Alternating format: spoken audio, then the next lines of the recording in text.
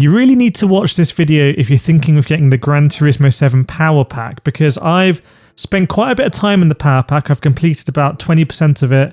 I've also got 1,500 hours in Gran Turismo 7 across single player and sport mode. And I think there's going to be a lot of people who are not going to enjoy this Power Pack and are not going to get $30 worth.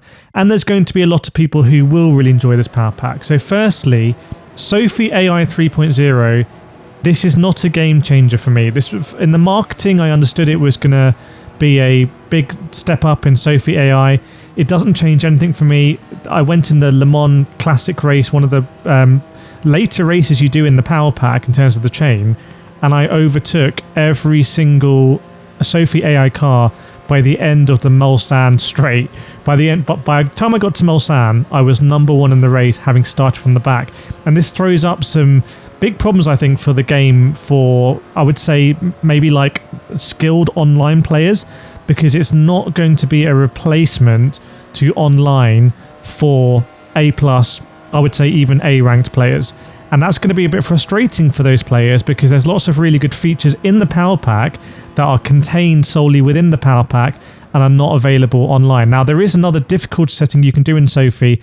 Just to let you know, I chose the most difficult setting, which seems to be it just nerfs your car, and I overtook all the cars again by the end of the first lap.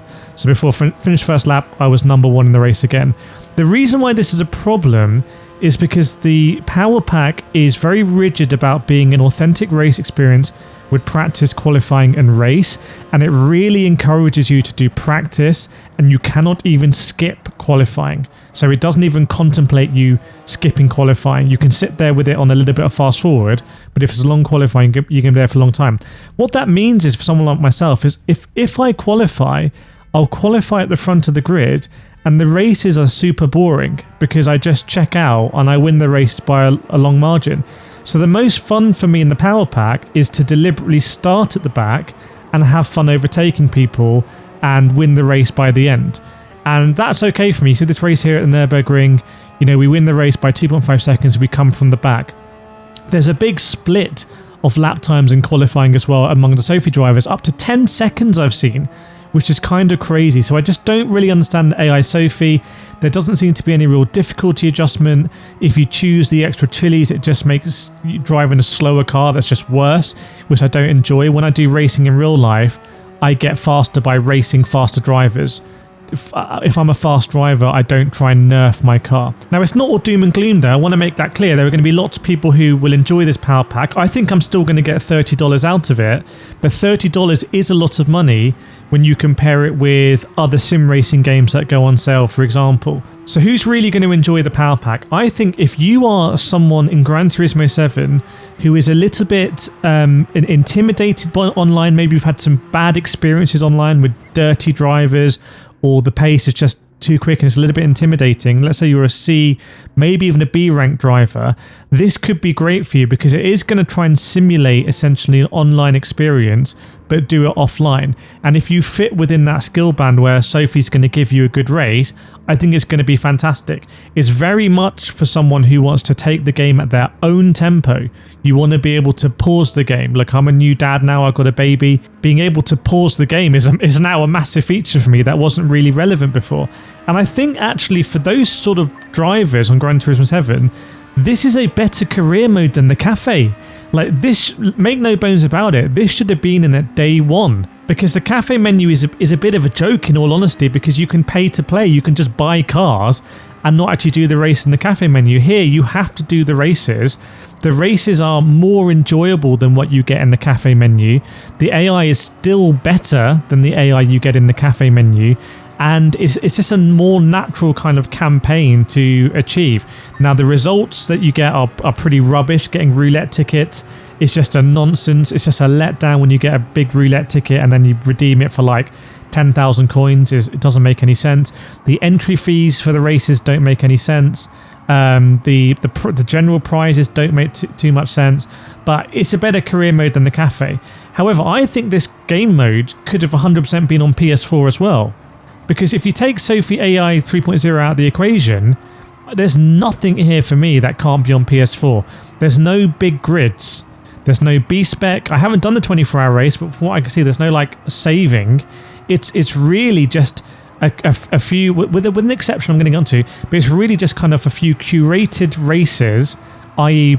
time of day, how many laps, the cars on track, and then that's it. There's no like archive footage. It doesn't explain to you why you're on track in this car, the history of the car. You don't have a race engineer. You just have Sarah, she's just kind of a bit useless. She doesn't really give any information. But the one thing that the Power Pack does have is the cars. Okay, the cars in the Power Pack are extremely good. I'm talking these cars are like top 10 cars in GT7 I've ever driven. And I've been saying for years now, Gran Turismo 7 has a great platform, and it just needs more ways for us to drive these cars. And to be fair to the Power Pack, this is what it does. Driving the Peugeot 205 is fantastic. The Porsche 992, fantastic.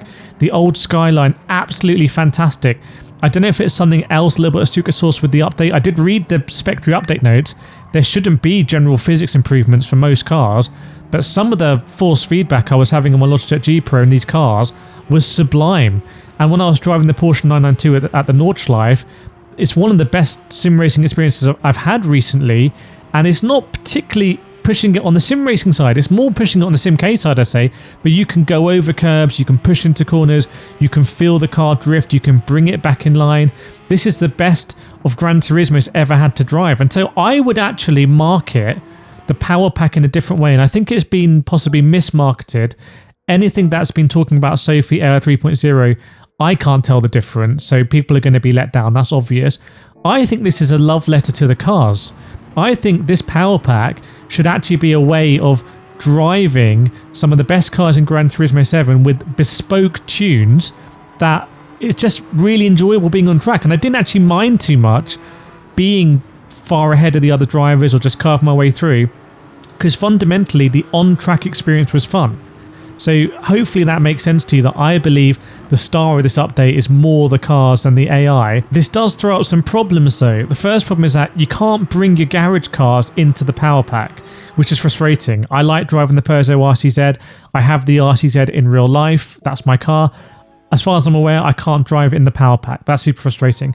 I also can't take the vast majorities of the tunes in the Power Pack outside the Power Pack, which is super frustrating because there's some tunes on cars here that I desperately want to drive in online lobbies. I want to do one makes with these tunes because they're so nice to drive, but you can't do it. I went to have a look at the tunes in the Power Pack and they're greyed out. And I think that's a bit suspicious also. Like, why won't they let us just look at the tunes? To me, it leaves open the door that could potentially be the case that they've done more than just changing things in the spec sheet. They've actually done some custom things behind the scenes to make the cars drive so nice. So it's a little bit suspicious to me. There are some cars that you can win as prizes, a handful, but as I understand it, the majority of the tuned cars you can't take out. There's also some events that are called tuner races that you can't tune, which is a bit misleading or confusing. So the Power Pack is a really contained area where you can drive some of the best driving cars in Gran Turismo 7 against pretty average AI, and it's still going to be the same classic Gran Turismo experience where you either have to work your way from the back because you're miles faster than everyone else, or you just kind of check out from the front. There's no situation that I've had where you're kind of like racing you stay at the front and racing in the pack or race. Now, that could change. Maybe they'll tweak something. Everyone's natural ability is different, but there's no different difficulty settings in the game, which I find very unusual. Now, there are some big glitches with the game as well that I want to let you know about in the Power Pack. There are no penalties really, as far as I can tell, which breaks the game, because once that illusion's shattered, you can make your own track limits, you can take out other drivers, you don't get a penalty. Like I said, you can massively cut corners, no penalty either. They need to fix that because that shatters the illusion that you're in like an authentic race experience. I also think the crutch of making it about an authentic race experience hurts the flow of the game. I think it would be better if you could just have an option to go straight to the race, jump on the grid. You can't even skip the in-game cinematic, which is going to be a drag. Like I said, you can't skip qualifying. If you take the game at face value, you're going to spend an hour in practice, which I think is unproductive because you're not going to be able to use a go. So it's got a very deliberate tempo, does the power pack. It should almost be called like the slow cooker pack. It's something that if you're a single player in Gran Turismo and you want to get a whole load of new content, have a look at this track limit here, just ridiculous.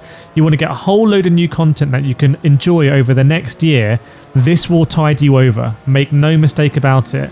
However, if you're a very competitive racer and you want to do wheel-to-wheel racing all the way through the race, I don't think this is going to be worth the $30 to you. There's another category of person, which is that if you want to drive some of the best cars in Gran Turismo with the best tunes, you can approach the power pack like that.